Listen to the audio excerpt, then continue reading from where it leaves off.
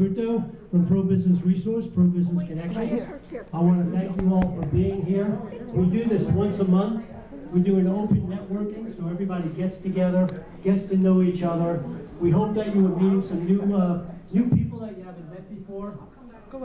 Hopefully you're meeting some new friends, some new business contacts out there. Just in case you don't know, it is half-price cocktails and half-price appetizers. So that's what the Stirling Club does for us when we do the Stirling Club Insider events. It's a great club. You know, I've been a member here for many years before, and again, since it's reopened. So there's a lot of great opportunities to meet some really good people. So each month we do this, we have a speaker. I like to try and get more out-of-the-box kind of speakers as well, something that maybe we don't always hear out there. So I'm going to introduce our speaker and get right to it. They have 20 minutes to kind of dazzle us with the information and education that they want to hand out there.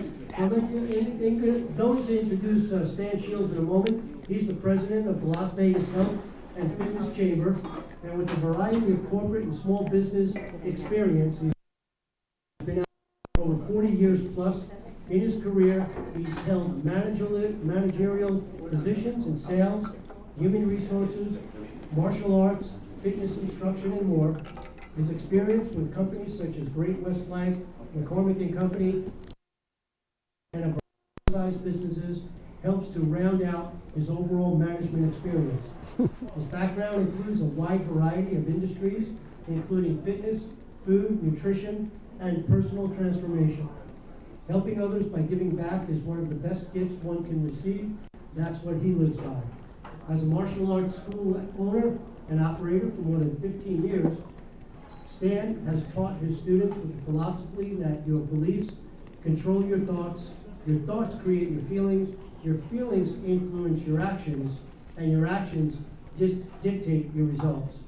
This talk tonight brings together the above concepts and principles taught in Neville Goddard's 1944 book, titled by the information from the words of others, like Dr. Bruce Lipton, Dr. Joe Dispenza, and Shields' personal experiences. Please lend a big hand, and let's have Stan Shields come up and talk to you. All right. Thank you very much for that introduction, but you made me afraid. Dazzle. Ooh, okay. How's everybody doing tonight? Fantastic. I appreciate that, John, and I appreciate being able to speak with this group of beautiful people tonight. So happy to be here.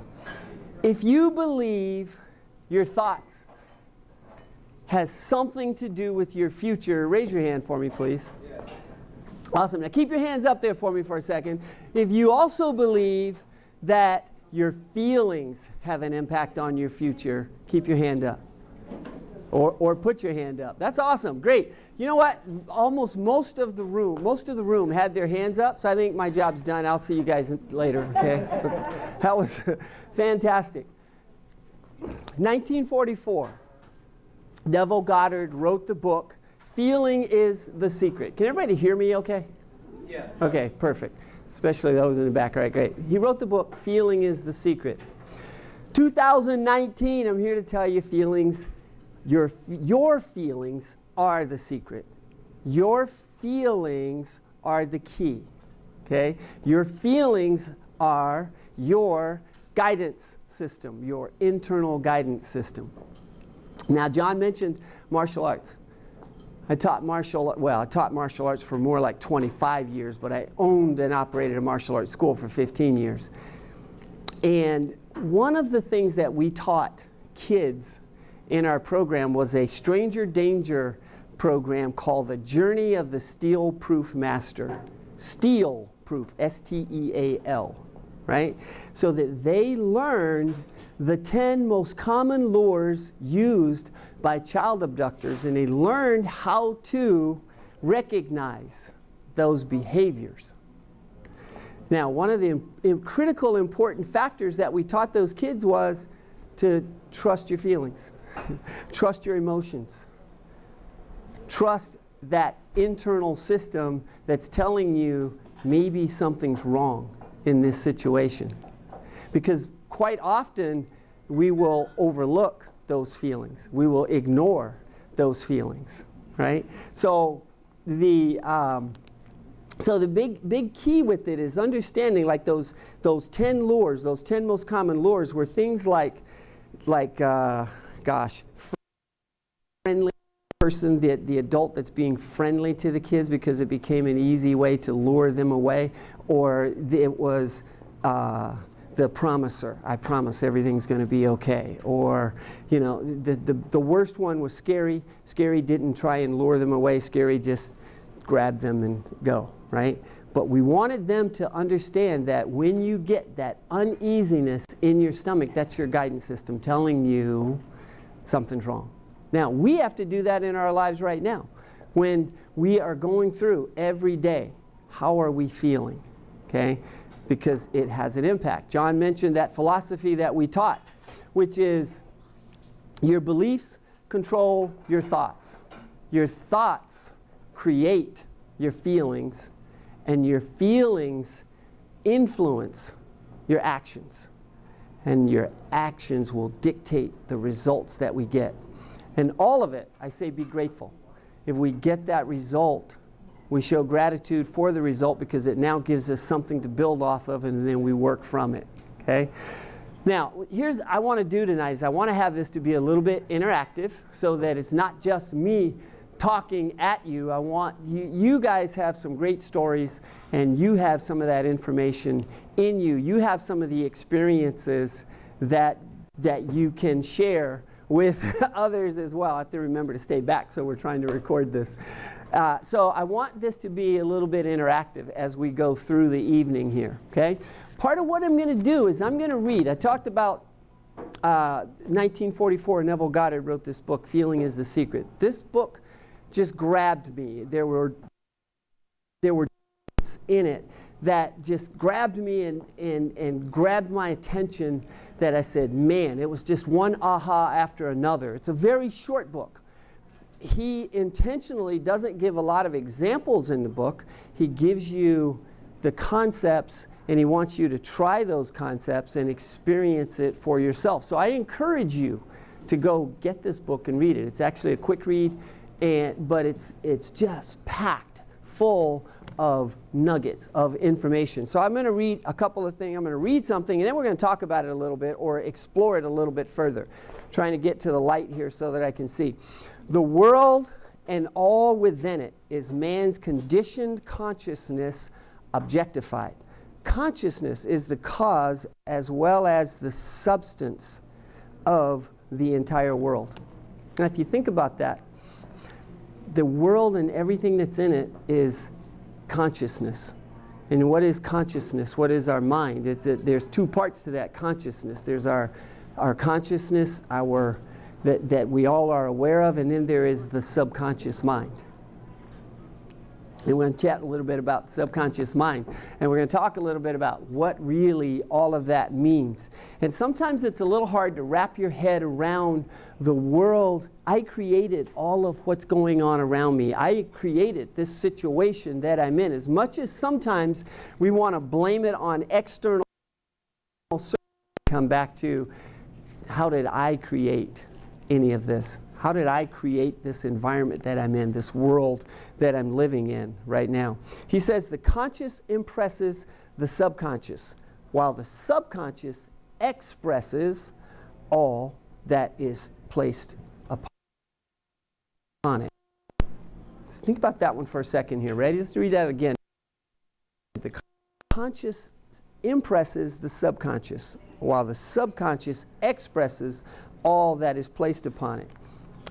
And I think sometimes we find it difficult to wrap our heads around. Our subconscious mind is creating whatever it is that we've said that we want, whatever it is that we have felt that we want. Because that's really the premise of what he's talking about is a thought doesn't do anything unless it is thought with feeling. The feeling behind it is really what drives it, and that's what impresses it onto the subconscious mind, to then for the subconscious mind to take it and then start to act with it. Okay, so a couple of ideas here with the conscious mind and the subconscious mind. The conscious mind, personal and selective. The subconscious mind is impersonal and non-selective. It doesn't care. It just accepts whatever it is that we tell it. The conscious mind is the realm of effect, and the subconscious mind is the realm of cause. The conscious mind the conscious mind generates ideas. The subconscious mind, it receives and acts on these ideas. It doesn't generate any ideas on its own. It only receives and acts on the ideas that the subconscious mind gives it. The conscious mind generates thoughts and feelings, while the subconscious mind accepts thoughts and feelings as fact, and then it acts on it. Now, if you think about it, there are a lot of scientists that will say that, from a conscious standpoint, about 5% of our thoughts are at the conscious level. 95% of our thoughts are at the subconscious level. And think about it, when you get up in the morning, you're on autopilot. You get up and you go into your morning routine.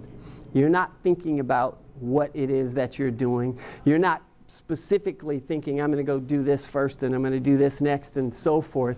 You just get up and you just do it. Your subconscious mind is in control. It's running the show. It's just doing it. Okay? And your body, now, how many of you have heard of Dr. Joe Dispenza? Okay, good. We had a few people. Dr. Joe Dispenza talks a lot about your subconscious mind being your body. Your body is your subconscious mind because it is on autopilot from those things that we have learned and we have acted on and implemented those over and over and over again, that it just goes. So that body, the actions that we take literally become those habits, and it's our body speaking, right? It's our body that's really moving forward with us there. Okay, so one of the, when we think about habits, or we think about the subconscious mind and how powerful it is, I'm willing to bet none of you got into your car tonight to come over here and sat down in the car and you thought, okay, I have to put my seatbelt on, I have to make sure I adjust the mirror, and I have to put my foot on the brake and turn the ignition or push the button with lots of today's cars, right? You didn't think about all of that. In fact, some of you probably drove here and you were putting on makeup, fixing your makeup, and eating and doing all kinds of things, never actually thinking about driving the car. And that's big. That's right. I saw you putting the lipstick on. No. So, our body just knows how to do it. It just does it automatically, okay? And I'll tell you the scariest story that I had with that was I lived in Washington, D.C., and I worked in Baltimore. So that was about an hour drive down the Baltimore-Washington Parkway. One evening on the way home, I just got lost in my thoughts. I'm driving along, and at some point, I regained consciousness, and I didn't know where I was. You ever done that? You ever done that? You're driving along and you say, wait, where am I? Right? And it took me a minute. It felt like an eternity. It felt like a really long time to figure out where I was. And once I figured out where I was terrified because I realized I had driven through this construction zone that had these concrete barriers and all these weird turns that you have to make, right, to get through this thing. And it was like, holy crap, God wants me here for some reason. Because I made it through that whole mess, right? But that's how powerful our subconscious mind is, okay? So it is one of those things that we have to make sure we're putting the right stuff into that subconscious mind, okay? So I'm going to read another one for you here. He says, the subconscious does not originate ideas, but accepts as true those which the conscious mind feels to be true, and in a way known only to itself objectifies the accepted ideas. Okay? So remember, think about what he said right there, is that the it accepts as true which the conscious mind feels to be true. Back to his whole concept of feeling is the key. Feeling is the secret, right? That in order for that subconscious mind to go to work on whatever this thing is that you want to accomplish, it has to truly feel it. It has to be with emotion, okay? The subconscious mind is more like that 5-year-old, or think about a young child, okay? Where when you say something to a young child, they literally take it at face value. They don't process that, oh, you're just kidding. These were hard lessons that I learned in the martial arts world, because, you know, I would joke with a little kid, and sometimes they would cry. Sometimes they would just take whatever it was that we said at face value, and, you know, they thought we were serious about it. The other thing is teaching little kids was, we learned that if I'm facing this little kid and I want them to step with their left leg, I have to step with my right leg, right? And I have to, if I want them to punch with their left, I have to punch with my right. So I'd say, okay, touch your left leg, step out and give me a punch. Oh, yeah! And they would be like, they just do it. They just follow, right? Just follow whatever it is you say. Subconscious mind is the same way. That subconscious mind doesn't discern around good, bad, right, wrong, truth, you know, untruth, whatever. It just takes at face value what it is that we say and moves forward with it, okay? So in order to control that subconscious mind, we have to really manage, control our ideas, our thoughts, and our feelings, so that we are moving in the direction we want to move and not creating something we don't want to create. Now this one hit me really hard. It was, you never accomplish that which you want. You accomplish that which you are. So think about that. Never accomplish that which you want. You accomplish that which you are. So what are you being? How are you being? How are we on time? We've got 4 minutes. 4 minutes? Okay. So I'm going to speed up here, okay? So the you are what you feel you are. You are what you believe yourself to be, right? So if I don't believe that I'm worthy of X, Y, Z, then that's what I'm going to get, right? If I believe I am worthy of whatever it is that I want, then that's more likely what it is that I'm going to get. And then our subconscious mind is going to go to work on it, and it's going to help to get us to start to create that, okay? There are 2 ways that he says that you can change that. Dr. Bruce Lipton had a great analogy for the subconscious mind. He said it's like a tape player.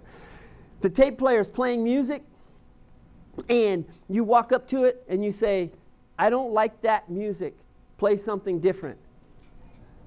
Usually nothing happens. Except now today with Alexa and Siri and all of that, it'll probably change it, right? But think about an old tape player, right? Back in the day, that tape player just plays whatever was on there. It's not going to change it, right? You have to get rid of the modern technology for a second here, right? Now think about this. If you want it to change your thoughts, you have to first erase those old thoughts and then replace it with some new thoughts, right? So that tape player, you have to go and erase that tape, put in, and then re-record, right? Which some of us used to do back in the day, right? Some of us still do. All right, that's perfect, okay? So sleep and prayer were the 2 ways he talked about changing that subconscious mind. So just before going to sleep, we put the mind at ease, we lay there, and we start to visualize, and we start to think about where it is we want to be, what it is we want to be, you know, this thing that we want in life. We then start to process that and do that over and over again before we go to sleep. And go to sleep thinking it. That way, the last thing that your subconscious mind is processing is that information throughout the night. Okay? Now, one of my favorite stories with that was I think it was in 2015, I was having some tough times with the martial arts school, generating the revenue I needed, and I actually got down on the knees. The second way he talks about doing it is prayer. And so that's what I did, was I got down and I said, okay, God, I need some answers. I need some help because I'm confused. I don't know what to do here. And throughout, this is the first time I had this conversation with God or with somebody. Maybe it was my subconscious mind. But had this conversation through the night. I'm asleep and I hear Periscope. And I said, I don't need more. And I heard Periscope. I said, I've got enough social media. I have Facebook. I've got everything else. I'm literally having this conversation. And then I go back to sleep. And then again, I heard Periscope. Fine, I will set up Periscope. How is that going to help me?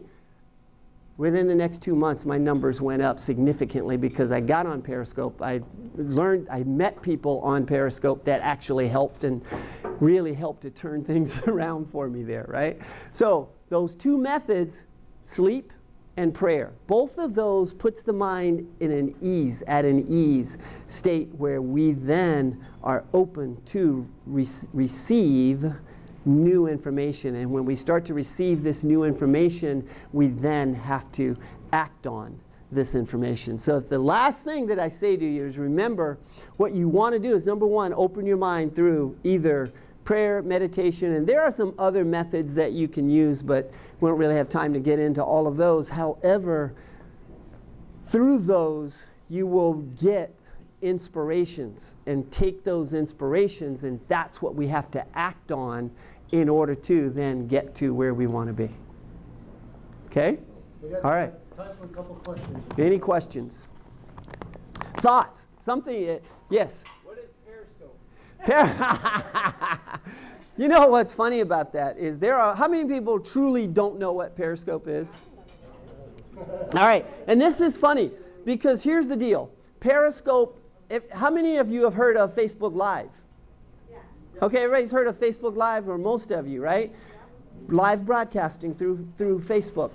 Periscope was the precursor to Facebook Live. Periscope are the ones that created live broadcasting. Actually, there was another app before Periscope, but Periscope is what made it big.